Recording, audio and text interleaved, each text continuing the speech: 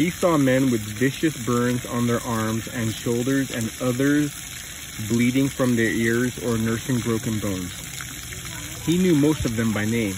There were only so many places for people to go on the rig. It was essentially a small village in the middle of the ocean, and everyone made it to the cafeteria or the recreation room or gym sooner or later.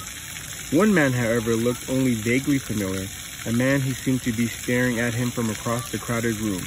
Dark-haired and maybe 4 years old, he was wearing a blue windbreaker that someone on the ship had probably lent him. Dawson thought he looked out of place, more like an office worker than a roughneck. The man waved suddenly, triggering memories of the figure he spotted earlier in the water. It was him.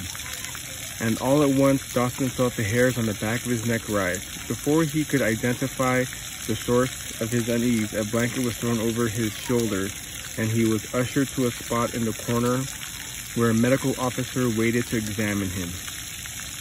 By the time he sat back down, the dark-haired man was gone. Over the next hour, more survivors were brought aboard, but as his body began to warm, Dawson started to wonder about the rest of the crew. Men he worked with for years were nowhere to be seen. Later, he would learn that 24 people were killed, but not all.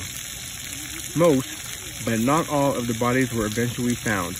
While he recovered in the hospital, Dawson couldn't stop thinking about the fact that some families had no real way to say goodbye. He had trouble sleeping since the explosion, not because of any nightmares, but because he couldn't shake the feeling of being watched. He felt haunted. As ridiculous as that sounded, day and night he occasionally caught a glimpse of movement from the corner of his eye, but whenever he turned, there was never anyone or anything there that could explain it. He wondered if he was losing his mind.